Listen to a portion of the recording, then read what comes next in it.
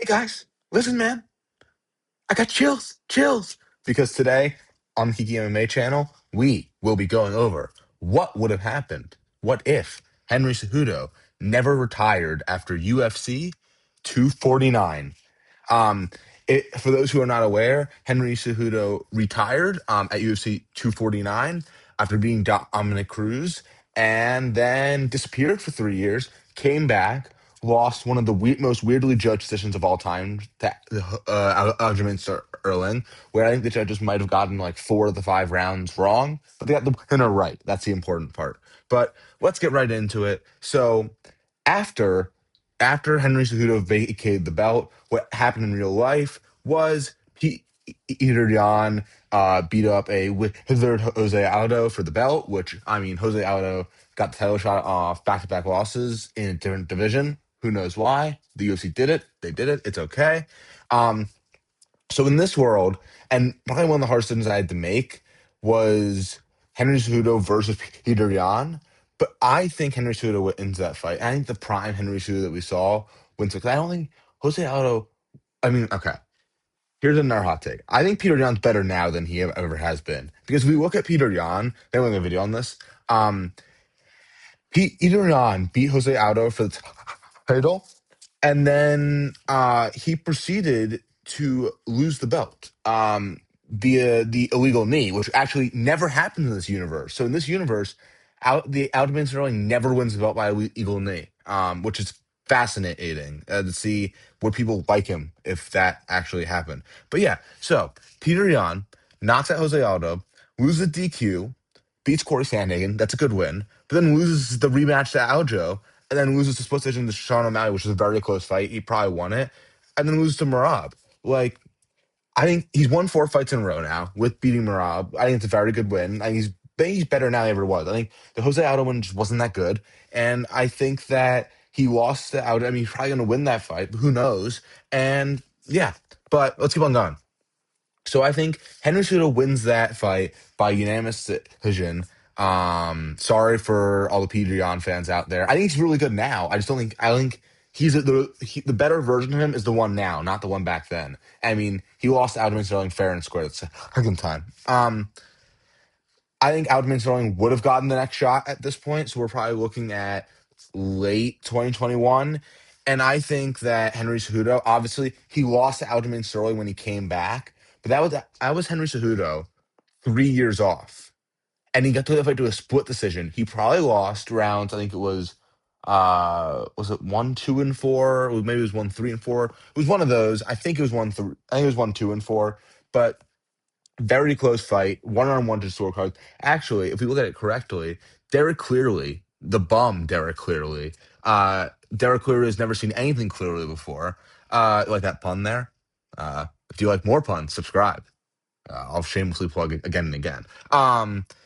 Yeah, I think Henry Cejudo, if Derek, you clearly won round 5 that fight, and Derek clearly gave Aljo round 5, which is like Paulo Costa getting the split decision against Sean Strickland level of stupid. But that's for a separate video.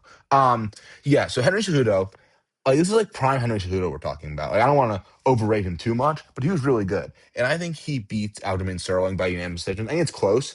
I think it's probably Aljamain Sterling probably wins 2 rounds against him, but like it's just Aljamain Sterling probably not in his prime yet. It was 3 years before they actually fought, and I think Henry Cejudo almost beat him then, and it'll definitely beat him in like late 2020.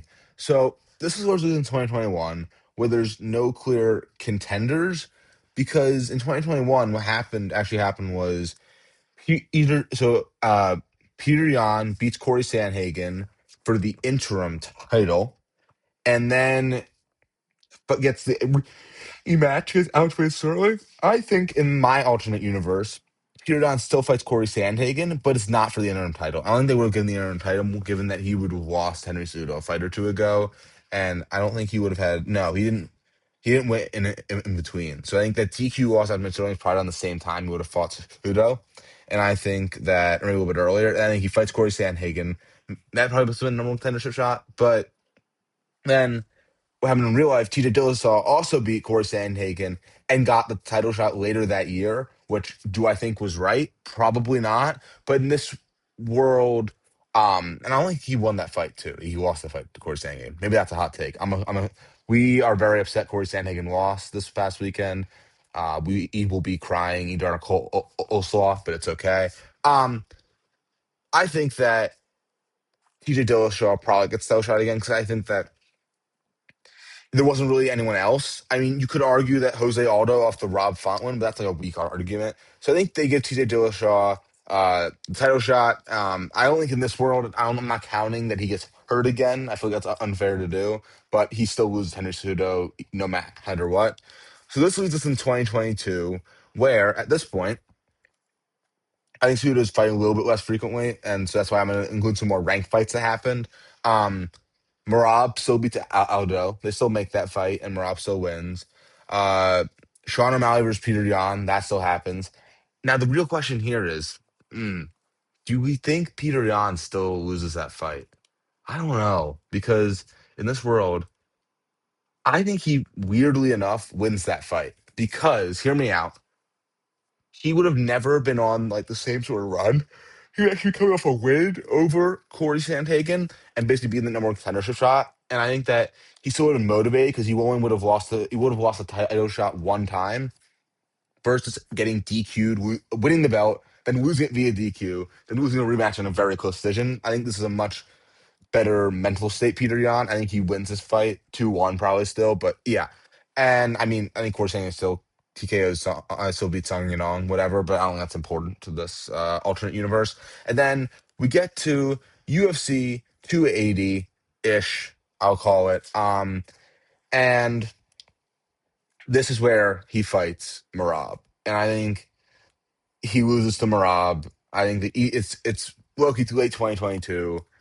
He's already starting to fade a little bit. I don't think he would have beaten Marab. I mean, I think he lost 2-1 to Marab in real life, around the same time. I think actually, maybe it's a little bit later. I don't know. My timeline's not good, and I think that this sort of fantasy ends. And I think Marab beats Henry Cejudo, and Marab goes on to be champion. I think Marab. So in this world, actually, Sean O'Malley is never champion because Sean O'Malley probably gets the next title. Actually, if we're considered Peter Yan one, so I guess Peter Yan will get the first title shot. And given that Marab 50-45 in the first time they fought, that probably also happens. And then we're in a weird situation where we're maybe looking at a Corey Sandhagen versus Marab, but it happens like a year and a half earlier. But in this sort of butterfly effect, Peter Yan never becomes UFC champion. The illegal knee never happens. There's Aljamain Sterling. So Aljamain Sterling's probably liked by the fan base, maybe, or probably just is indifferent. No one ever calls him an actor again. Sean O'Malley never becomes champion and might never even get close to the belt. Like for like until like now. Like this run he's making now might be the closest we get the belt because he probably loses the Yan. And then he's still ranked like 11th in the division. Oh no, he's 13th, I think.